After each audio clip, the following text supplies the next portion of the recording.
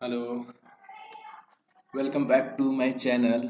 आज हम बात करेंगे एमयू क्लास 9th एंट्रेंस का चैप्टर 2। चैप्टर 1 हमने पढ़ लिया था, जो क्रॉप प्रोडक्शन एंड मैनेजमेंट पढ़ लिया हमने। अब चैप्टर 2 है हमारा मैक्रो ऑर्गेनिज्म और फ्रेंड एंड फो, जो चैप्टर 2 है हमारे। ठीक है, इसमें मैंने बहुत सारा चीज़ लाया है। इसमें क्वेश्चंस 8-10 क्वेश्चंस भी लाया है। मैक्रो ऑर्गेनिज्म के बारे में पढ़ेंगे, फिर हिस्ट्री ऑफ मैक्रोबायोलॉजी, टोटल चीज़ पढ़ेंगे। ठीक है, तो वन बाय वन देखते हैं। कुछ क्वेश्चंस भी लाया है। ठीक, तो चैप्टर 2 है मैक्रो ऑर्गेनिज्म। पहले देखेंगे मैक्रो ऑर्गेनिज्म होता क्या है। द स्मॉल ऑर्गेनिज्म, पहले मैक्रो ऑर्गेनिज्म देखेंगे। The small organism that are not visible to the naked eye and can be seen only through a microscope are known as microbes और macro organism. वो organism जिसे हम लोग अपने आंखों से नहीं देख सकते हैं, उसे भी सिर्फ माइक्रोस्कोप से ही देख सकते हैं। जैसे बैक्टीरिया हो गया, वायरस हो गया, इसे सिर्फ हम लोग किससे देख सकते हैं? माइक्रोस्कोप से। इसे कहते हैं आर नोन एज माइक्रोब्स और macro organism. The study of microbes और micro organism is known as microbiology. और माइक्रोब्स और माइक्रो ऑर्गेनिज्म दोनों एक ही चीज है। तो माइक्रो ऑर्गेनिज्म का स्टडी को हम लोग क्या कहते हैं? माइक्रोबायोलॉजी। और जो स्टडी करता है, जो साइंटिस्ट, उसे कहते हैं माइक्रोबायोलॉजिस्ट। और जो स्टडी करने माइक्रो माइक्रो ऑर्गेनिज्म का स्टडी को कहते हैं हम लोग माइक्रोबायोलॉजी। और जो माइक्रो ऑर्गेनिज्म का जो साइंटिस्ट स्टडी करता है उसे माइक्रोबायोलॉजिस्ट कहते हैं। पहली बार माइक्रोब्स का किसने देखा था? एंटोन वैन लियोनविक ने 1677 में कौन सा, with the help of a simple crude type microscope से। ठीक है, तो पहले हमने हमने देखा इसमें मैक्रो ऑर्गेनिज्म होता क्या है। जो स्मॉल ऑर्गेनिज्म होता है, जिसे हम लोग अपनी आंखों से नहीं देख सकते हैं, सिर्फ माइक्रोस्कोप की मदद से देख सकते हैं, उसे कहते हैं मैक्रो ऑर्गेनिज्म। जो स्टडी ऑफ मैक्रो ऑर्गेनिज्म को माइक्रोबायोलॉजी कहते हैं। और जो scientist who study macro organism, जो साइंटिस्ट मैक्रो ऑर्गेनिज्म का स्टडी करता है, उसे कहते हैं माइक्रोबायोलॉजिस्ट। पहली बार 1677 में एंटोन वैन लियोनहुक ने इसे देखा था। ठीक है, अब देखते हैं हिस्ट्री ऑफ माइक्रोबायोलॉजी। सबसे पहले क्या है, 1665 में रॉबर्ट हुक ने ऑब्जर्व करा कॉकसेल, स्पर्मेटोजोआ और बैक्टीरिया को ऑब्जर्व किया। कब करा? 1665 में। किसने करा? रॉबर्ट हुक ने। उसके बाद इसको रॉबर्ट हुक ने इसका ये जो ऑब्जर्व किया बैक्टीरिया को, तो उसने उसका नाम दिया टीनी एनिमलक्यूल्स। एनिमलक्यूल्स का मतलब हो गया तुम्हारे लिटिल एनिमल्स। ठीक है, और उसने रॉबर्ट हुक ने क्या यूज किया था? सिंपल माइक्रोस्कोप यूज किया था। Used a simple microscope. ठीक, उसके बाद यहाँ रॉबर्ट हुक का समझ आ गया। अब नेक्स्ट है हमारा Louis Pasteur. In 1857 Louis Pasteur prove that fermentation is a biochemical process. Louis Pasteur ने क्या किया 1857 में? उसने प्रूव किया फर्मेंटेशन क्या है? बायोकेमिकल प्रोसेस है। तो फर्मेंटेशन वैसे होता क्या है?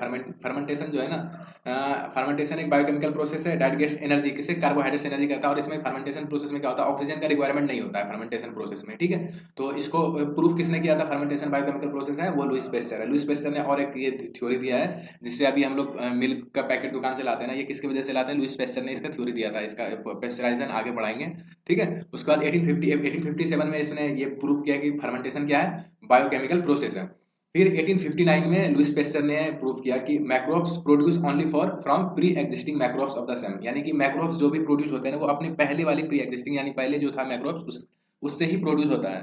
ठीक, तो 1857 में लुइस पैस्चर ने प्रूव किया फर्मेंटेशन क्या है? बायोकेमिकल प्रोसेस है। फिर 1859 में लुइस पैस्चर ने प्रूव किया कि microbes produce only from pre existing microbes of the same. ठीक है, तो हमने पहले रॉबर्ट हुक के बारे में, रॉबर्ट हुक का पढ़े 1665 में क्या किया था उसने। ठीक है, बैक्टीरिया को ऑब्जर्व करा था 1665 में। उसने नाम दिया लिटिल एनिमलक्यूल्स। उसके बाद फिर उसने सिंपल माइक्रोस्कोप यूज किया था। उसके बाद हमने देखा लुइस पैस्चर में 1857 में फर्मेंटेशन एक बायोकेमिकल प्रोसेस है, इसको प्रूव किया था। उसके बाद 1859 में लुइस पैस्चर ने प्रूव किया कि माइक्रोब जो होता है प्रोड्यूस करता है ओनली फ्रॉम किससे? प्रीवियस, पहले जो प्री एग्जिस्टिंग माइक्रोब्स है उसी से प्रोड्यूस होता है क्या? New microbes. ये किसने प्रूव किया था? लुइस पैस्चर ने। उसके बाद नेक्स्ट है हमारे 1872 में क्या हुआ? Robert Koch prove that mycobacterium tuberculosis is the main cause of tuberculosis. यानी कि 1872 1872 में किसने? रॉबर्ट कोच जो था ना, उसने प्रूव किया कि अभी जो ट्यूबरकुलोसिस जो होता है उसका ट्यूबरकुलोसिस जो होता है उसका जो मेन काउज है, किसकी वजह से होता है? माइकोबैक्टीरियम ट्यूबरकुलोसिस क्या का मेन काउज है। ठीक है, बैक्टीरियम का फिगर आगे है, मैं बताऊंगा जब बैक्टीरिया पढ़ाऊंगा तो उसकी फिगर उसके बारे में बताऊंगा। ठीक, तो अभी बस इतना जानो कि ट्यूबरकुलोसिस किसकी वजह से होता है? माइकोबैक्टीरियम की वजह से होता है। और जर्म थ्योरी भी जो डिजीज का दिया था, वो किसने दिया था? ये रॉबर्ट कोच ने दिया था। कब? 1872 में। तो हमने क्या क्या पढ़ा? रॉबर्ट हुक के बारे में पढ़ा। ठीक है, रॉबर्ट हुक 1665 में। उसके बाद फिर हमने पढ़ा लुइस पैस्चर के बारे में। फिर हमने पढ़ा रॉबर्ट कोच के बारे में। अब आप देखते हैं हैबिटाट ऑफ मैक्रो ऑर्गेनिज्म क्या होता है। The place where the macro organism are found is known as habitat. ऐसा प्लेस जहां पर मैक्रो ऑर्गेनिज्म पाया जाता है उसे कहते हैं हैबिटाट। ठीक, हैबिटाट किसे कहते हैं समझ आ गया। कि ऐसा वो प्लेस जहाँ पर माइक्रोऑर्गेनिज्म पाया जाता है are found is known as habitat. Parasite क्या होता है? सम माइक्रोऑर्गेनिज्म डिपेंडेंट, जब जब एक कोई माइक्रोऑर्गेनिज्म जब दूसरे ऑर्गेनिज्म पर डिपेंड करता है तो उसे कहते हैं पैरासाइट्स। प्लाज्मोडियम क्या है? प्लाज्मोडियम प्लाज्मोडियम आगे पढ़ाऊंगा मैं कि प्लाज्मोडियम जो है ना वो पैरासाइट होता है, नहीं है हाँ, प्रोटोजोआ में आता है, जिसकी वजह से क्या होता है? मलेरिया होता है। तो Plasmodium A microbe is a parasite found in the blood of blood में ब्लड में पाया जाता है ये, और इसकी वजह से मलेरिया होता है प्लाज्मोडियम की वजह से। मैक्रो अब सिम्बायोट्स क्या होते हैं? सिम्बायोट्स क्या होता है? एसोसिएशन होता है, सिम्बायोट एसोसिएशन, जो कि माइक्रोऑर्गेनिज्म विच रिमेन एसोसिएशन दूसरे ऑर्गेनिज्म के साथ क्या करता है? एसोसिएट करता है, उसके बाद दोनों एक दूसरे का म्यूचुअली बेनिफिटेड होता है, ठीक है, एक दूसरे से बेनिफिट उठाता है, उसे कहते हैं सिम्बायोट्स। उसके बाद है फिर हमारा मैक्रोऑर्गेनिज्म को हम लोग क्लासीफाई करते हैं 5 ग्रुप में, वायरसेस, उसके बाद फिर बैक्टीरिया, फंगी, और फिर एल्गे, प्रोटोजोआ। तो पहले हम लोग पढ़ेंगे वायरस के बारे में। वायरस पोजेस बहुत living and non living characters. Virus जो है ना वो दोनों दोनों कैरेक्टर शो करता है, लिविंग भी और नॉन लिविंग कैरेक्टर्स, ठीक है। वायरस को पहली बार डिस्कवर किसने किया था? रशियन साइंटिस्ट था जिसका नाम है लोवांस्की। कब, कौन सा ईयर में? 1892 में। 1892 में लोवांस्की ने इसको पहली बार डिस्कवर किया, ठीक है। उसके बाद अब वायरस के बारे में क्या क्या पढ़े हमने? वायरस जो होता है ये लिविंग और नॉन लिविंग कैरेक्टर दोनों शो करता है। Virus were first discovered by Russian scientist named Lovanski in 1892। 1892 में लोवांस्की ने इसे फर्स्ट पहली बार डिस्कवर किया था, ठीक है। अब जनरल कैरेक्टरिस्टिक ऑफ वायरसेस देख लेते हैं। Viruses are non cellular ultra microscopic infections. Viruses जो होता है non cellular ultra microscopic infections होता है ये, ठीक है। ये पैरासाइट होता है, ठीक है, और ये इजीली ट्रांसमिटेड होता है from one organism to another organism. Virus, अभी जो कोविड वायरस आया था, कोरोना वायरस, तो हम लोग क्या कर रहे थे कि जो इन्फेक्टेड पर्सन होता है ऐसे ऐसे भी हम लोग क्या कर रहे थे? मास्क यूज कर रहे थे। क्यों? क्योंकि वायरस जो होते हैं ना वो ट्रांसमिट होता है वन ऑर्गेनिज्म से दूसरे ऑर्गेनिज्म में, ठीक। They possess one type of nucleic acid either DNA, इसमें या तो डीएनए होगा या तो आरएनए होगा। तो वायरस के बारे में हमने देखा पहले, तो वायरस लिविंग और नॉन लिविंग दोनों कैरेक्टर शो करता है। फिर वायरस जो होता है वो रशियन साइंटिस्ट ने इसको डिस्कवर किया था सबसे पहले, जिसका नाम था लोवांस्की। कब? 1892 में। फिर virus non non non cellular और अल्ट्रा माइक्रोस्कोपिक इन्फेक्शन, ये पैरासाइट होता है और इजीली ट्रांसमिटेड होता है from one organism to another organism. उसके बाद फिर अब आते हैं वायरसेस हो गए, अब नेक्स्ट है हमारा बैक्टीरिया, ठीक है। थोड़ा जल्दी जल्दी पढ़ेंगे क्योंकि बहुत लंबा है तो बहुत ज़्यादा लॉन्ग वीडियो हो जाएगा, इसलिए थोड़ा स्पीड से पढ़ेंगे हम लोग, ठीक। बैक्टीरिया इन 1674, बैक्टीरिया क्या हुआ? इन 1674 एंटोन वैन लियोनहुइक एक साइंटिस्ट है, observe bacteria with the help of a microscope. उसने बैक्टीरिया को ऑब्जर्व किया किसके हेल्प से? माइक्रोस्कोप के हेल्प से, ठीक। कब? 1674 में। The study of bacteria, bacteria का स्टडी को बैक्टीरियोलॉजी कहते हैं। और ये क्या होता है? यूनिसेलुलर होता है। याद रखना कि कौन कौन सा यूनिसेलुलर होगा, कौन सा मल्टीसेलुलर होगा। तो बैक्टीरिया क्या? यूनिसेलुलर है, तो याद रखें बैक्टीरिया यूनिसेलुलर है। माइक्रोस्कोपिक है, simple microorganism without any definite nucleus, without any, बिना किसी डेफिनिट न्यूक्लियस के। The most common bacteria which occur in human intestine is E coli. याद रखना इकोली जो है, ये एग्जाम में क्वेश्चन आता है कि ह्यूमन इंटेस्टाइन में कौन सा बैक्टीरिया पाया जाता है सबसे ज्यादा, कौन होकर रहता है? तो इकोली बैक्टीरिया होता है, ठीक। तो ये बैक्टीरिया था। उसके बाद नेक्स्ट है हमारा, जो कुछ बैक्टीरिया हमारा एरोबिक होता है, कुछ बैक्टीरिया एनएरोबिक होता है। तो सम बैक्टीरिया आर एरोबिक, जो एरोबिक यानी जो ऑक्सीजन रिस्पिरेशन के लिए ऑक्सीजन रिक्वायरमेंट होता है, जैसे माइकोबैक्टीरियम। माइकोबैक्टीरियम के बारे में अभी हमने पीछे पहले बताया था। तो वो ये क्या करता है? ये एरोबिक होता है जिसमें ऑक्सीजन का रिस्पिरेशन के लिए जरूरत पड़ता है। कुछ कुछ बैक्टीरिया क्या होता है? सम बैक्टीरिया आर एनएरोबिक, कुछ बैक्टीरिया एनएरोबिक होता है, ये they do not require oxygen for respiration. इसमें क्या होता है? ऑक्सीजन की जरूरत नहीं पड़ता रिस्पिरेशन के, जैसे क्लोस्ट्रीडियम जो होता है इसमें ऑक्सीजन की जरूरत नहीं पड़ते हैं, ठीक है। अब हमारा है बैक्टीरिया, पहले वायरस पढ़े फिर बैक्टीरिया पढ़े, अब हम पढ़ेंगे फंगी, ठीक। Fungi are a large group of organism which do not have chlorophyll pigment and do not photosynthesis. यानी कि फंगी जो है बहुत बड़ा ग्रुप ऑफ ऑर्गेनिज्म है, इसमें क्लोरोफिल पिगमेंट नहीं होता है। क्लोरोफिल पिगमेंट नहीं होगा तो खाना नहीं, फोटोसिंथेसिस नहीं करता, यानी अपना खुद का खाना ये नहीं बनाता है, ठीक है। एग्जांपल इसका यीस्ट हो गया, मोल्ड हो गया, मशरूम, ये मशरूम, इसमें क्या नहीं होता है? क्लोरोफिल नहीं होता है, क्लोरोफिल पिगमेंट नहीं होता है, इसलिए अपना फोटोसिंथेसिस नहीं करता, यानी खाना नहीं बनाता है खुद का।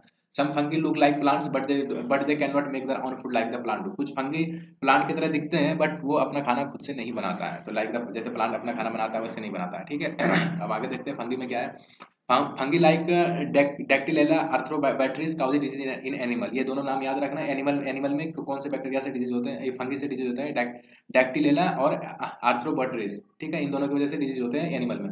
और ह्यूमन बीइंग किससे अफेक्टेड होता है? आर्थ्रोड्रोमा और मैक्रोस्पोरियम, ठीक है। Common fungal disease in plants are black rust of wheat, wheat का जो ब्लैक रस्ट ऑफ व्हीट होता है, smut of corn, blight of potato जो काला काला हो जाता है, वो जो घर पे देखना अजीब टाइप में हो जाता है पोटैटो, वो किसकी वजह से होता है? फंगी की वजह से होता है, ठीक है। तो फंगी में हमने देखा फंगी का कि इसमें क्लोरोफिल पिगमेंट प्रेजेंट नहीं होता है, तो इसलिए अपना फोटोसिंथेसिस नहीं करता है। एग्जांपल मशरूम हो गए, यीस्ट हो गए, मोल्ड हो गए, और कुछ फंगी प्लांट की तरह दिखता है बट वो अपना फोटोसिंथेसिस या अपना खाना नहीं बनाता है, ठीक है। उसके बाद फिर हमने देखा कि एनिमल्स में डैक्टिलेला आर्थ्रोपोड्स, ये इसकी वजह से डिजीज होता है। फिर ह्यूमन में आर्थ्रोडोमा और मैक्रोस्पोरियम की वजह से डिजीज होता है ह्यूमन बीइंग में। कॉमन फंगल डिजीज जैसे ये ब्लैक रस्ट ऑफ व्हीट जो हुआ, ये फंगल डिजीज है, कॉमन फंगल है। ब्लाइट ऑफ पोटैटो, ये भी फंगल डिजीज है। उसके बाद नेक्स्ट है हमारा एल्गे। एल्गे जो होता है, algae group includes about 30,000 species distributed all over the world. Algae जो है ना, ये 30,000 स्पेसीज है इसके, कहाँ पे, ऑल ओवर द वर्ल्ड में ये पाया जाता है एल्गे, इतने इसके इतने स्पेसीज है। एल्गे में क्या होता है, हमारा फंगी में क्या था, क्लोरोफिल प्रेजेंट नहीं था, बट एल्गे में क्लोरोफिल प्रेजेंट होता है। तो algae contain chlorophyll and produce food by photosynthesis just like plants. Algae क्या करता है, एल्गे में क्लोरोफिल होता है तो वो फोटोसिंथेसिस करता है, यानी खुद से खाना बनाता है जैसे कि प्लांट बनाता है, ठीक है, फोटोसिंथेसिस करता है। Only some of the algae are unicellular, कुछ एल्गे यूनिसेलुलर होता है, most of the algae are multicellular, ज्यादातर एल्गे क्या होता है, मल्टीसेलुलर होता है, ठीक। एग्जांपल हो गया blue green algae. Blue green algae क्या करता है, ब्लू ग्रीन एल्गे का एक फंक्शन है कि वो एटमॉस्फेरिक नाइट्रोजन को नाइट्रोजन कंपाउंड में कन्वर्ट करता है। तो ये हम आगे पढ़ेंगे नाइट्रोजन फिक्सेशन, बट ये याद रखना, ये इसलिए बताया अभी ताकि तुम्हें इसके एल्गे के एग्जाम्पल याद हो, वो ब्लू ग्रीन एल्गे है, स्पायरोगैरा, ठीक। अब हाँ, नेक्स्ट पॉइंट ये भी लिख दिया है, blue green algae have the ability to fix nitrogen gas of atmosphere. Blue green algae के पास एबिलिटी होता है कि नाइट्रोजन गैस ऑफ एटमॉस्फेयर को फिक्स करे, ठीक है। तो एल्गे के बारे में पढ़े, एल्गे और फंगी में क्या डिफरेंस था। एल्गे एल्गे अपना खुद का फोटोसिंथेसिस करता है या खाना बनाता है, बट फंगी अपना खाना नहीं बनाता, ठीक है। अब जैसे एल्गे आर ज्यादातर क्या होता है, एक्वेटिक होता है, ओकर बहुत इन फ्रेश वाटर में भी होता है और मैरीन वाटर में भी होता है, ठीक है। Algae can exist in snow, moist soil, back of trees, यानी एल्गे स्नो में भी एग्जिस्ट करता है, मॉइस्ट सॉइल में भी करता है, ट्री में भी करता है, ठीक है। कुछ algae symbiotic association with fungus to form lichen. Algae जो है ना, फंगस के साथ सिम्बायोटिक एसोसिएशन, सिम्बायोटिक बताया था मैंने कि दूसरे ऑर्गेनिज्म के साथ एसोसिएशन करता है, तो उससे दोनों एक दूसरे का म्यूचुअली बेनिफिटेड होता है। तो ये दोनों एक दूसरे के साथ सिम्बायोटिक एसोसिएशन करके एल्गे और फंगस, तो क्या फॉर्म होता है, लीचेन। ये याद रखना कि एग्जाम में ये क्वेश्चन आता है कि अगर एग्जाम में क्वेश्चन आया कि सिम्बायोटिक एसोसिएशन ऑफ एल्गे और फंगस से क्या फॉर्म होता है, तो लीचेन होता है। या लीचेन किसका सिम्बायोटिक एसोसिएशन है, तो एल्गे और फंगस का। तो इस तरह क्वेश्चन बनते हैं। तो एल्गे और फंगी हो गए, फंगी। तो अब हमारा लास्ट क्लासिफिकेशन है प्रोटोजोआ। प्रोटोजोआ जो है ये group of single cell organism है विच आर क्लासिफाइड, ये सिंगल सेल ऑर्गेनिज्म है जिसको क्लासिफाइड किया जाता है एनिमल में। Protozoa are found in ponds में, डटी वाटर में, ड्रेन्स में, रिवर्स में प्रोटोजोआ पाया जाता है। डिजीज जैसे malaria, dysentery are counted by protozoa. मैंने पहले बताया अभी थोड़ा देर पहले कि प्लाज्मोडियम से जिससे मलेरिया होता है वो क्या है, protozoa, which cause a disease called malaria in humans. तो दोनों डिजीज याद रखना, मलेरिया और डायसेंट्री, ये किसकी वजह से होता है, प्रोटोजोआ की वजह से होता है, ठीक है। एग्जाम्पल जो होता है प्रोटोजोआ का वो हो गया एमोबा, पारामेसियम और प्लाज्मोडियम। ये एमोबा का है, ये पारामेसियम का फिगर है, ठीक है। ये एग्जाम्पल प्रोटोजोआ का याद रखना।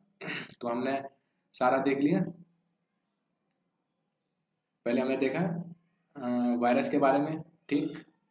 वायरस में हमने पढ़ा कि लिविंग और नॉन लिविंग दोनों कैरेक्टर शो करता है। ये पैरासाइट होता है, एक ऑर्गेनिज्म से दूसरे ऑर्गेनिज्म में ट्रांसफर करता है। फिर उसके बाद बैक्टीरिया के बारे में देखे कि बैक्टीरिया जो होता है यूनिसेलुलर होता है, माइक्रोस्कोपिक होता है, ठीक है। उसके बाद माइक्रोबैक्टीरियम एरोबिक होता है, क्लोस्ट्रीडियम एनोरोबिक होता है। फिर फंगी खाना अपना खुद का नहीं बनाता है, एग्जाम्पल मशरूम हो गया। फिर हमने देखा एल्गे खुद का खाना बनाता है, यानी फोटोसिंथेसिस करता है, एग्जाम्पल इसका ब्लू ग्रीन एल्गे हुआ। और ये कुछ ही एल्गे यूनिसेलुलर होता है, बाकी ज़्यादातर क्या होता है, वो मल्टी सेलुलर होता है। फिर हमने प्रोटोजोआ देखा, प्रोटोजोआ क्या होता है, group of single cell organism, इसको क्लासिफाइड एनिमल में किया जाता है। प्रोटोजोआ डटी वाटर, रिवर, लेक में पाया जाता है। डिजीज जैसे मलेरिया और डायसेंट्री, ये किसकी वजह से होता है, प्रोटोजोआ की वजह से होता है। प्लाज्मोडियम जो होता है, प्लाज्मोडियम मैंने बताया था कि protozoa which cause a disease called malaria in humans, ठीक। प्रोटोजोआ हो गए, उसका एग्जाम्पल बता दिया मैंने, एमोबा, पारामेसियम और प्लाज्मोडियम। अब आते हैं नेक्स्ट, फ्रेंडली मैक्रोऑर्गेनिज्म और यूजफुल मैक्रोऑर्गेनिज्म। वो मैक्रोऑर्गेनिज्म जिससे जो हमारे फ्रेंडली, जो हमें हार्मफुल नहीं करता ज़्यादा, ठीक है। जैसे कि हम मतलब यूज क्या होता है मैक्रोऑर्गेनिज्म का, जैसे हम कर्ड बनाते हैं, ये कर्ड यानी दही जो होते हैं, या ब्रेड हुए, केक हुए, ये किससे बनते हैं, macroorganism are utilize in the making of curd, bread and cake. Macroorganism are used in the production of alcohol और वाइन बनाने के लिए भी यूज किया जाता है मैक्रोऑर्गेनिज्म। मैक्रोऑर्गेनिज्म और किसके लिए यूज होता है, मेडिसिन, जैसे एंटीबायोटिक, ये सब मेडिसिन है ना, इसके लिए भी क्या यूज होता है, मैक्रोऑर्गेनिज्म, ठीक। अब नेक्स्ट देखेंगे हम लोग वैक्सीन के बारे में। वैक्सीन क्या होता है a vaccine is a special kind of protection which provide protection against a particular disease. Vaccine क्या है कि स्पेशल काइंड ऑफ प्रोटेक्शन है, ये एक प्रोटेक्शन है, ठीक है, जो क्या प्रोवाइड करता है, प्रोटेक्शन किसके अगेंस्ट में हमें प्रोटेक्ट करता है। जैसे कुछ डिजीज हो गया हमें, जैसे अभी कोविड आया था, कोविड के लिए वैक्सीन निकले, तो वो हमें किससे प्रोटेक्ट किया, कोविड से, कोरोना वायरस से हमें प्रोटेक्ट किया, तो ये होते हैं वैक्सीन। तो और जो अब ये देखो कोविड-19 वैक्सीन है ना, वैक्सीनेशन होता क्या है, vaccination is the process of giving a vaccine orally और by injection which provide protection against particular disease. Vaccination एक प्रकार का क्या है, मतलब जब हम लोग या तो इंजेक्शन के थ्रू लेते हैं या मुंह से माउथ से लेते हैं, तो इस प्रोसेस को कहते हैं कि अगेंस्ट कोई कोई पार्टिकुलर डिजीज के लिए जब हम लोग वैक्सीन कराते हैं तो उस प्रोसेस को कहते हैं वैक्सीनेशन। और जब स्मॉल पैक्स का सबसे पहले जो वैक्सीन डिस्कवर किया था, किसने किया था, एडवर्ड जेनर ने डिस्कवर किया था। तो वैक्सीन के बारे में समझ गया हमने। अब आते हैं कि हार्मफुल, हमने पहले यूजफुल मैक्रोऑर्गेनिज्म पढ़ा, अब पढ़ेंगे हार्मफुल मैक्रोऑर्गेनिज्म, ठीक है। अब मैक्रोऑर्गेनिज्म का हार्मफुल पढ़ेंगे। तो the macroorganism which causes disease are pathogen. Pathogen किसे कहते हैं, जो मैक्रोऑर्गेनिज्म जो जो हमें हार्मफुल करता है, जो डिजीज पैदा करता है, ठीक है, जो काउजेज डिजीज, उसे पैथोजेंस कहते हैं। तो ये एक टेक्निकल टर्म है, तो ये याद रखना। तो आगे पैथोजन का यूज करेंगे। जैसे पैथोजन बैक्टीरिया भी हो सकता है, वायरस भी हो सकता है, फंगी भी हो सकता है, प्रोटोजोआ भी हो सकता है, बट पैथोजन में एल्गे नहीं आता, ठीक। पैथोजेंस में बैक्टीरिया भी हो सकता है, वायरस भी हो सकता है, फंगी भी हो सकता है, प्रोटोजोआ भी हो सकता है, ठीक। मैक्रो ऑर्गेनिज्म कॉजेज डिजीज जैसे कि ट्यूबरकुलोसिस, टेटनस, एड्स, टाइफाइड्स, ये सब किसके वजह से होता है, मैक्रो ऑर्गेनिज्म की वजह से होता है। जैसे देखो मैक्रो ऑर्गेनिज्म क्या क्या करता है, जैसे ट्यूबरकुलोसिस सिस्टम यानी टीबी जो होते हैं, उसमें क्या होता है कि तुम्हें सिम्टम क्या है कि फीवर आएगा, ठीक है, थकावट महसूस होगी, वेट लॉस होगा, फिर ब्लड होगा, जब कफ खांसोगे तो उस टाइम क्या होगा, ब्लड निकलेगा। फिर तुम्हारा नाइट स्वेट होगा, नाइट स्वेट्स यानी कि रात में पसीने आएंगे। ये टेटनस, टेटनस तो जानते ही है कि जब कील विल गड़ जाते हैं तो वो कभी कभी वो साइड इफेक्ट हो, यानी कि उससे टेटनस हो जाता है, अगर सही टाइम पे उसका सुई नहीं लिया, इंजेक्शन नहीं लिया, तो उससे टेटनस होते हैं, ठीक है। तो ये हार्मफुल मैक्रोऑर्गेनिज्म हो गए। उसके बाद फिर हमारा है अब डिजीज काउजिंग मैक्रोऑर्गेनिज्म, यानी कैसे मैक्रोऑर्गेनिज्म से हमें डिजीज होते हैं, ठीक।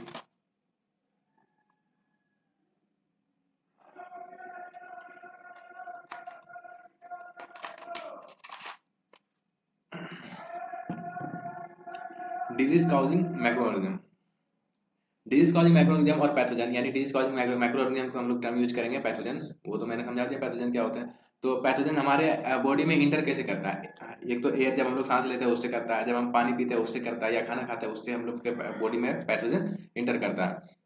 Disease causing microorganism can also get transmitted either direct contact with an infected person or carried through an insect। या तो कोई infected person से हमें direct contact से भी हमें मिलते हैं, पैथोजन आ जाते हैं हमारे अंदर, या disease causing microorganism हमारे अंदर आ जाते हैं। A person who has disease causing microorganism in his body is said to be infected person। infected person किसे कहेंगे, जिसके जिसके बॉडी के अंदर क्या हो, disease causing microorganism हो, उसे कहेंगे हम लोग infected person, ठीक। अब आते हैं, हम लोग बात करेंगे कम्युनिकेबल डिजीज। कम्युनिकेबल डिजीज क्या होता है, those microbial disease which can spread from an infected person to a healthy person through air, water, food और physical contact, it are called communicable disease. यानी कि वो माइक्रोबियल डिजीज जो infected person से, कोई जैसे जैसे आपके दोस्त इन्फेक्टेड पर्सन है, आप हेल्दी पर्सन है, अब आप अपने दोस्त से जब मिले तो उससे जो आया ना आपके अंदर स्प्रेड हुआ, उससे जो माइक्रोबियल डिजीज आए, तो ऐसे भी हो सकता है, मतलब उससे जो आया वो हो गया communicable disease through air, water, food और फिजिकल कांटेक्ट है। या तो एयर से भी मिल सकते हैं हमें, वाटर से भी, पानी पीने से भी, या फूड से, या फिजिकल कांटेक्ट से, इसको हम लोग कम्युनिकेबल डिजीज कहते हैं। जैसे some of the example of communicable disease, जैसे कुछ एग्जांपल, जैसे कॉमन कोल्ड है, कोलेरा है, चिकन पॉक्स है, मलेरिया है, एड्स है, ये सब क्या है, कम्युनिकेबल डिजीज। ये क्या होता है, स्प्रेड करता है, एक पर्सन से दूसरे पर्सन स्प्रेड करते हैं, ठीक है। अब हम लोग पढ़ेंगे कि कम्युनिकेबल डिजीज से मतलब कैसे कैसे कम्युनिकेबल डिजीज फैलता है, ठीक। स्प्रेड कैसे होता है, द कम्युनिकेबल डिजीज ओकर कैसे होता है and spread in the following में, कैसे कैसे फैलता है। जैसे by breathing of air containing microorganism, या हम लोग जो सांस लेते हैं अगर उसमें माइक्रोऑर्गेनिज्म है तो उससे होते हैं क्या, communicable disease. By taking infected food और वाटर, अगर फूड और वाटर इन्फेक्टेड है तो उससे भी होते हैं हमें, ठीक है। थ्रू इंसेक्ट बाइट्स, किससे होते हैं, थ्रू इंसेक्ट बाइट। जैसे वो मलेरिया डिजीज जो होता है वो किससे होते हैं, इंसेक्ट बाइट से भी, इंसेक्ट बाइट से होते हैं। By through infected injection needle, अगर जैसे कोई इन्फेक्टेड पर्सन है उसको इंजेक्शन उसे दिया, उसके बाद फिर तो वो चेंज नहीं करके तुम्हें भी दे दिया, तो उससे क्या होंगे, तो तुम्हें भी वो सेम सेम कम्युनिकेबल डिजीज तुम्हें भी हो जाएगा, क्योंकि communicable disease one person to another person होते हैं। तो इससे इंजेक्शन जब भी लिया करो तो इस देखो इंजेक्शन इंजेक्शन अगर ये होते हैं, या देखो कैसे कैसे सूजन आ जाते हैं, शायद ये मच्छर के थ्रू डिजीज आए हैं ये। उसके बाद by physical contact with an infected person, अगर फिजिकल कॉन्टैक्ट कर रहे हैं इन्फेक्टेड पर्सन से तो उससे भी हमें कम्युनिकेबल डिजीज होते हैं। तो हम लोग इससे बचे कैसे, प्रिवेंशन क्या करें? तो प्रिवेंशन ऑफ कम्युनिकेबल डिजीज जो होता है ना, तो पहला पॉइंट है कि a person suffering from common cold should always cover his mouth and nose with a handkerchief while sneezing. जो पर्सन कॉमन कोल्ड से सफर कर रहा है ना, वो उसको क्या करना चाहिए कि मुंह में रुमाल लगा के छींकने चाहिए उसे, ठीक है, so that microorganism do not get into the. तो उससे उससे क्या होगा, अगर मुंह पर रुमाल रखेगा या हैंकी रखेगा तो उससे क्या होता है कि जो भी माइक्रोऑर्गेनिज्म उसके उससे निकलना था, छींक से निकलता है, उसके अंदर है, क्योंकि वो इन्फेक्टेड पर्सन है, तो वो क्या होगा, एयर में नहीं आएगा, ठीक है। तो we should keep a safe distance from a person having cold. हम लोग को क्या करना चाहिए, सेफ डिस्टेंस रखना चाहिए। देखो ये वाला फिगर में देखो, सेफ डिस्टेंस है कुछ इतना 1.2 मीटर या कुछ होते हैं, उतना डिस्टेंस हमें मेंटेन करना चाहिए, जिससे हमें क्या होंगे, वो डिजीज नहीं होगा, कम्युनिकेबल डिजीज। वी शुड के हाँ हो गए। उसके बाद नेक्स्ट पॉइंट है हमारा, we should keep our food cover to protect it from getting infected by flies, यानी कि कुछ ये फ्लाइज वगैरह जैसे मधुमक्खी मक्खी वगैरह है, इन सब से अगर वो वो इन्फेक्टेड है तो उससे क्या होता है कि फिर हम जब फूड का कंज्यूम करेंगे तो हमें उससे हो जाएंगे। तो उसको फूड को मतलब फूड को क्या करना चाहिए, हमें खाना को ढक कर रखना चाहिए, ठीक है। We should avoid physical contact with an infected person, हमें फिजिकल कॉन्टैक्ट से अवॉइड करना चाहिए जो भी इन्फेक्टेड पर्सन है, जैसे कि हमें, और उसका टॉवेल क्लोथ्स बेड वगैरह भी हमें यूज नहीं करने चाहिए। जैसे हॉस्टल में बच्चे सब रहता है, स्टूडेंट सब हॉस्टल वाले सब, वो सब तो क्या ही बताएं कि टॉवल से क्या यूज करता है, तो उनका तो छोड़ ही दो, बट फिर भी हमें, अगर तुम्हें पता है कि वो पर्सन इन्फेक्टेड है तो हमें उससे दूर रहना चाहिए, या उसके टॉवेल क्लोथ्स बेड वगैरह या कुछ भी चीज़ उसके साथ खाने या इन सब चीज़ से हमें थोड़ा सा जो अगर कम्युनिकेबल डिजीज है तो हमें दूर रहना है उससे। Some of the disease can be prevented by vaccination at a proper time, अगर प्रॉपर टाइम पे कुछ कुछ डिजीज है, अगर प्रॉपर टाइम पे हमें वैक्सीनेशन किया गया, वैक्सीन दिया गया, तो उससे क्या होगा कि क्या कह रहे हैं इसको, हाँ वो खत्म हो जाएगा, प्रिवेंटेड है, मतलब सही हो जाएगा। अब उसके बाद है कि अब हमने देखा डिजीज ह्यूमन ह्यूमन बींग में डिजीज कैसे होता है, अब देखेंगे एनिमल में। जैसे कि ह्यूमन बींग में होता था, several microorganism causes disease in other other animal, दूसरे एनिमल्स में भी पैथोजेंस होते हैं, ठीक है, मतलब डिजीज काउज करता है माइक्रोऑर्गेनिज्म की वजह से डिजीज होते हैं। जैसे कि हमारा फुट एंड माउथ डिजीज है, ये देखो कॉम में फुट एंड माउथ डिजीज है ये वाले, तो ये किसकी वजह से होता है, माइक्रोऑर्गेनिज्म की वजह से। फिर ये एंथ्रैक्स, एस्परजिलोसिस, ठीक, ये याद रखना नाम। अब नेक्स्ट है हमारा प्लांट के बारे में, प्लांट का डिजीज के बारे में। जैसे कि disease causing microorganism plants, just like human beings and other animals, microorganism also cause disease in plants, plants में भी क्या करता है, डिजीज करता है। जैसे ह्यूमन बींग में हुआ वैसे एनिमल में हुआ, वैसे प्लांट्स में भी होता है। जैसे कि रस्ट ऑफ वेट, पहले भी मैंने उधर पिछले स्लाइड में मैंने बताया था, साइट्रस कैंकर, ठीक। अब आते हैं मैं, अब फूड को प्रिजर्वेशन वाला टॉपिक पे आते हैं। हमारे हो गए वो मैक्रोनिज्म का डिजीज वाले, अब प्रिजर्वेशन ऑफ फूड के बारे में पढ़ेंगे, ठीक है। तो पहले फूड प्रिजर्वेशन कहते किसे हैं, ठीक। The process in which the process in which the food materials are given a suitable physical और chemical treatment to prevent the spoilage is called food preservation. Food preservation हम किसे कहते हैं, उस प्रोसेस को कहते हैं जिससे क्या हो, जिसमें हम फिजिकल और केमिकल ट्रीटमेंट हम लोग करते हैं, ताकि ताकि हमारा ताकि क्या हो, फूड हमारा क्या ना हो, खराब होने से बचाया जा सके, उसको कहते हैं फूड प्रिजर्वेशन। जैसे कि कुछ कॉमन मेथड है, जैसे हम लोग खाने को फ्रिज में रखते हैं, या कूलिंग या रेफ्रिजरेशन है कि वो उसका हीटिंग कूलिंग, फिर एडिशन ऑफ कॉमन साल्ट या शुगर, या अब एक पेस्चराइजेशन है, इसका आगे नेक्स्ट स्लाइड में हम लोग पेस्चराइजेशन डिटेल में पढ़ेंगे। तो फूड पॉइजनिंग क्या होता है, इसका पहले सिम्टम्स सिम्टम्स क्या होता है कि फीवर आता है, वोमिटिंग होते हैं, फिर डायरिया, हेडेक, उसके बाद लूज मोशन होता है, ये सब क्या है, फूड पॉइजनिंग का सिम्टम्स है। फिर cook to a safe temperature पे कुक करो, ये प्रिवेंशन है। फिर उसके बाद फिर स्पॉइल जो खराब खराब फूड है उसे मत खाया करो, ठीक है। उसके बाद खाने से पहले हाथ धोया करो, अगर जैसे फ्रूट्स वेजिटेबल्स वगैरह खा रहे हो तो उससे पहले उसको धो लिया करो, तो ये प्रिवेंशन है फूड पॉइजनिंग का। उसके बाद अगर ट्रीटमेंट कराना है तो सबसे पहले हॉस्पिटल जाओ, फिर मेडिसिन लो, फिर वो फ्लूट्स देते हैं, वो फ्लूट्स वो जो होते हैं ना, हाँ वो पियो, उसके बाद फिर रेस्ट करो, ठीक है। अब आते हैं कि पेस्चराइजेशन पढ़ेंगे। उसके बाद हमारा नेक्स्ट टॉपिक, उस पेस्चराइजेशन के बाद है नाइट्रोजन फिक्सेशन, नाइट्रोजन फिक्सेशन के बाद नाइट्रोजन साइकिल, नाइट्रोजन साइकिल के बाद हम लोग कुछ क्वेश्चन करेंगे, फिर आज का ये हमारा टॉपिक, हमारा चैप्टर फिर कंप्लीट हो जाएगा।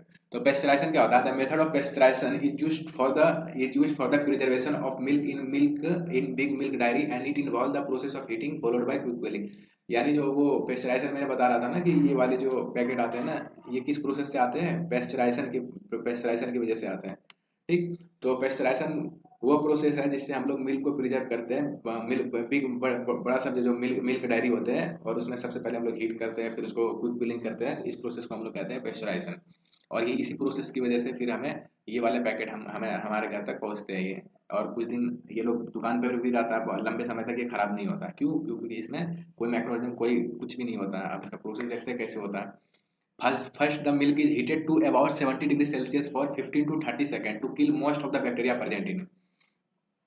70 डिग्री सेल्सियस पर इसे हीट किया जाता है 15 टू 30 सेकंड। पहले क्या कर किया जाता है पेस्चराइजेशन प्रोसेस में? 70 डिग्री सेल्सियस पे इसे मिल्क को हीट किया गया 15 से 30 सेकंड के लिए। उसके बाद क्या किया, इस हॉट मिल्क को क्विकली कूल किया गया। ठीक, ठंडा किया गया एट लो टेम्परेचर। जो भी रिमेनिंग बैक्टीरिया उसे मारा गया। जितना पहले हीट करके उसे 70 डिग्री सेल्सियस 15 से 30 सेकंड तक हीट करके जो भी बैक्टीरिया था उसे मार दिया। जो भी बचा कुछ बैक्टीरिया उसे कूलिंग करके मार दिया गया। एंड तब इस मिल्क को फिर रेफ्रिजरेटर में स्टोर कर दिया। उसके बाद पेस्चराइज मिल्क, नेक्स्ट पॉइंट है pasteurise milk can be consume without boiling because it is free from microorganism. जैसे जैसे अमूल के पैकेट है, ये वाला दूध दुकान से लाओगे तो क्या होता है ना कि इसको अगर तुम बिना इसको गर्म किए भी खाओगे या पियोगे तो इससे कुछ भी तुम्हें हार्मफुल नहीं है। क्यों? क्योंकि इसमें माइक्रो ऑर्गेनिज्म सारे मारे गए। पहले क्यों? क्योंकि पहले हीटिंग सेक्शन में मारा, फिर उसके बाद कूलिंग सेक्शन में मारा, उसके बाद फिर हमारे पास इसको पैकेट में डाल दिया, तो इसमें कोई माइक्रो ऑर्गेनिज्म रहता ही नहीं है। ठीक है, तो the milk that comes in packet also does not gate spoiled for a Fairlie long time. ये लंबे समय तक ये क्या होता है, खराब नहीं होता है। क्यों? क्योंकि ये पेस्चराइड मिल्क है। पेस्चराइड मिल्क समझ गया? पेस्चराइज मिल्क क्या था कि जो फ्रेश मिल्क हमारे गाय से आए उसको उसको क्या करा, हीटिंग सेक्शन में डाला। हीटिंग सेक्शन में 70 डिग्री सेल्सियस में 15 से 30 सेकंड उसको हीट किया। हीट करने के बाद उसको कूलिंग सेक्शन में लाया। कूलिंग सेक्शन के बाद फिर या तो बोतल, डब्बा, ये पैकेट वैकेट जिसमें भी करना था इसे पैक करके फिर कंज्यूमर यानी हमारे तक पहुंचाता है। ठीक है, ये था पेस्चराइज मिल्क, ये पेस्चराइजेशन, ये प्रोसेस था पूरा। अब नेक्स्ट है हमारा नाइट्रोजन फिक्सेशन।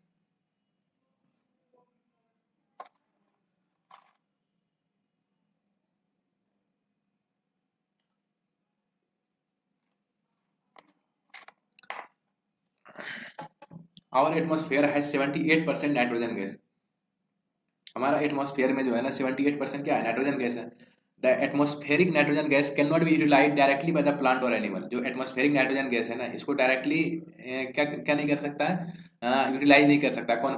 प्लांट क्यों लेता है नाइट्रोजन गैस को? क्योंकि उसको ग्रोथ में हेल्प होता है। ठीक है, तो इसको क्या किया जाता है, जब नाइट्रोजन गैस को नाइट्रोजन कंपाउंड में जब कन्वर्ट कर दोगे तो उससे क्या होगा, जो एब्जॉर्ब होगा विच कैन भी, उसके बाद फिर वो प्लांट रूट जो है प्लांट का उसको एब्जॉर्ब करेगा, उसके बाद फिर ग्रोथ में हेल्प होगा। तो इस प्रोसेस को कहते हैं, इस प्रोसेस को ये होता है, क्या नाम है यानी कि इसमें पूरा इस वाले पॉइंट में ये कह रहा है कि प्लांट जो होता है ना डायरेक्ट नाइट्रोजन नहीं लेता। ठीक है, पहले क्या होता है, नाइट्रोजन गैस नाइट्रोजन कंपाउंड में कन्वर्ट होते हैं। नाइट्रोजन कंपाउंड फिर उसके बाद वो नाइट्रोजन कंपाउंड प्लांट एब्जॉर्ब करता है। ठीक है, तो अब देखते हैं नाइट्रोजन फिक्सेशन करता है। The process in which some convert atmospheric nitrogen into nitrogen compound. जब वो प्रोसेस जिसमें एटमॉस्फेरिक नाइट्रोजन को नाइट्रोजन कंपाउंड में कन्वर्ट किया जाता है which can be used by plants is called nitrogen fixation. उसको नाइट्रोजन फिक्सेशन कहते हैं। ठीक है, अब हमारा नाइट्रोजन गैस कैसे कैसे कन्वर्ट होता है या नाइट्रोजन फिक्सेशन कैसे होते हैं। तो एक तो नाइट्रोजन फिक्सेशन बैक्टीरिया प्रेजेंट होता है किसमें, सॉइल में। और फिर दूसरा है Rhizobium bacteria present in root nodules of leguminous plant में। रूट नोड्यूल्स होते हैं, उससे भी होते हैं। ठीक है, उससे भी नाइट्रोजन फिक्सेशन होता है। ब्लू ग्रीन एल्गे से होता है, पीछे भी बताया मैंने। ब्लू ग्रीन एल्गे किस किस चीज़ के लिए, नाइट्रोजन फिक्सेशन के लिए हेल्प करता है। लाइटनिंग से भी होते हैं। तो ये था पूरा नाइट्रोजन फिक्सेशन। अब देखेंगे नाइट्रोजन साइकिल। ठीक, nitrogen nitrogen cycle, the cycle of nitrogen element through living things and पहले इसके वो नाइट्रोजन साइकिल समझते क्या है। नाइट्रोजन साइकिल पहले क्या होता है कि एटमॉस्फेरिक नाइट्रोजन है, तो nitrogen fixing bacteria, blue green algae, ये सब क्या किया, ये लाइटनिंग, ये क्या किया नाइट्रोजन कंपाउंड में इसको लाया। नाइट्रोजन कंपाउंड में नाइट्रोजन कंपाउंड को फिर एब्जॉर्ब किया। जो रूट ऑफ प्लांट अभी जो मैंने बताया है कि रूट प्लांट का जो रूट है वो एब्जॉर्ब करता है। फिर प्लांट बढ़ जाता है। फिर प्लांट को कौन खाता है, एनिमल खाता है। या प्लांट डेथ एंड डिके के बाद वो क्या कहता है इसको, फिर वापस से नाइट्रोजन कंपाउंड बन जाता है। या प्लांट खाया, जब एनिमल डेथ किया तो वो फिर क्या हो गया, नाइट्रोजन कंपाउंड बन गया। नाइट्रोजन कंपाउंड फिर एटमॉस्फेयर में क्या पाया जाता है, डीनाइट्रीफाइंग बैक्टीरिया पाया जाता है। फिर वो क्या करता है, डीनाइट्रीफाइंग बैक्टीरिया क्या करता है, डीनाइट्रीफाइंग बैक्टीरिया नाइट्रोजन कंपाउंड को एटमॉस्फेरिक नाइट्रोजन गैस में कन्वर्ट करता है। तो इस ये प्रोसेस फिर यहाँ से नाइट्रोजन कंपाउंड फिर डीनाइट्रीफाइंग बैक्टीरिया में कन्वर्ट होता है। डीनाइट्रीफाइंग बैक्टीरिया कन्वर्ट करता है एटमॉस्फेरिक नाइट्रोजन गैस में, फिर ये फिर एटमॉस्फेरिक नाइट्रोजन गैस फिर नाइट्रोजन फिक्सिंग बैक्टीरिया फिर नाइट्रोजन कंपाउंड में कन्वर्ट करता है, फिर नाइट्रोजन कंपाउंड फिर डीनाइट्रीफाइंग बैक्टीरिया, इस तरह साइकिल चलता रहता है, इसलिए इसको क्या कहते हैं, नाइट्रोजन साइकिल कहते हैं। और बस हो गया नाइट्रोजन साइकिल। अब this cycle of nitrogen element through living things and non living things is called nitrogen cycle in nature. इसको नाइट्रोजन साइकिल इन नेचर कहते हैं, वो जो साइकिल अभी बताया उसे नाइट्रोजन साइकिल कहते हैं। और नाइट्रोजन साइकिल की वजह से क्या होता है, जो भी नाइट्रोजन गैस 78% नाइट्रोजन है ना, वो कांस्टेंट रहता है हमेशा। अब कुछ मिसेलेनियस पॉइंट रह गए तो वो देख लेते हैं। The insect or other animals which transmit disease causing microorganism to humans without itself suffering from them is called carrier। Carrier किसे कहते हैं, यानी कि जैसे ये है हाउस फ्लाई होता है या मॉस्किटो होता है, जैसे वो मलेरिया डिजीज हमें देता है, वो मलेरिया डिजीज हमें होता है उससे, वो कैसे होता है उसके थ्रू हमें हमें क्या किया, मलेरिया ने हमें ये क्या कहते हैं मॉस्किटो मच्छर हमें काटा, तो ऐसा नहीं कि वो मच्छर जो इन्फेक्टेड था, लेकिन वो हमें क्या करता है कैरियर, यानी कि वो मतलब उससे ट्रांसमिट होते हैं कोई डिजीज, तो उस ऑर्गेनिज्म को कहते हैं या उस इंसेक्ट या अदर एनिमल को कहते हैं कैरियर। जैसे कि सबसे मोस्ट कॉमन कैरियर जो हम आसपास देखते हैं वो है हाउस फ्लाई मक्खी और मॉस्किटो मच्छर। ठीक है, ये याद रखना, ये एग्जाम में क्वेश्चन आता है most common carrier of disease, तो carrier disease microorganism house fly और मॉस्किटो होगा। Malaria disease is caused by protozoa, बताया मैंने प्रोटोजोआ यानी प्लाज्मोडियम। प्लाज्मोडियम अब कैसे एग्जाम में आता है, या तो प्लाज्मोडियम दिया रहेगा ऑप्शन में, प्लाज्मोडियम यानी प्लाज्मोडियम क्या होता है प्रोटोजोआ, या प्रोटोजोआ रहे तो प्रोटोजोआ लिख देना आंसर में, तो दोनों Plasmodium Plasmodium is a protozoa, protozoa is a protozoa से मलेरिया होते हैं। The microorganism which can reproduce and multiply only inside the cell of other organism are viruses। वो माइक्रोऑर्गेनिज्म जो दूसरे ऑर्गेनिज्म के सेल के अंदर रिप्रोड्यूस करता है उसे वायरस कहते हैं। ये किस चीज़ का प्रोडक्शन में होता है, अल्कोहल में। फर्मेंटेशन क्या होता है, फर्मेंटेशन शुगर को अल्कोहल में कन्वर्ट करता है, उसको फर्मेंटेशन कहते हैं। तो हमने देख लिया सारा प्रोसेस, पहले हमने क्या पढ़ा उसके बाद फिर देख लेते क्या क्या पढ़े, रिवाइज कर ले। मैक्रोऑर्गेनिज्म के बारे में देखे हमने, फिर हिस्ट्री ऑफ मैक्रोबायोलॉजी, फिर हमने वेरियस क्लासिफिकेशन ऑफ पढ़ा मैक्रोऑर्गेनिज्म का क्लासिफिकेशन में वायरस, दूसरा था बैक्टीरिया, तीसरा था फंगी, चौथा था एल्गे, पांचवा था प्रोटोजोआ। उसके बाद फ्रेंडली यूजफुल मैक्रोऑर्गेनिज्म का पढ़े हमने, वैक्सीन के बारे में पढ़े, फिर हमने पढ़ा हार्मफुल मैक्रोऑर्गेनिज्म के बारे में, फिर उसके बाद ह्यूमन बीइंग में डिजीज काउजेज मैक्रोऑर्गेनिज्म, फिर कम्युनिकेबल डिजीज पढ़े, फिर हमने प्रिवेंशन पढ़ा कम्युनिकेबल डिजीज का, फिर हम पढ़े एनिमल्स में डिजीज, फिर हमने पढ़ा प्लांट्स में डिजीज, फिर प्रिजर्वेशन ऑफ फूड पढ़ा, फिर फूड पॉइजनिंग के बारे में बताया, सिम्टम्स फूड पॉइजनिंग का सिम्टम्स बताया, फिर ट्रीटमेंट बताया, फिर प्रिवेंशन बताया। ठीक है, पेस्चराइजेशन बताया, पेस्चराइजेशन क्या होता है, फिर हमने बताया नाइट्रोजन फिक्सेशन, फिर नाइट्रोजन साइकिल बताया, फिर मिसलेनियस पॉइंट कुछ जो रह गए वो बताया। अब नेक्स्ट हम लोग क्वेश्चन कर लेते हैं। Macro organism can be seen with the help of a, इसका आंसर होगा मैक्रोस्कोप। ठीक है, ये आंसर हो जाएगा मैक्रोस्कोप इसका।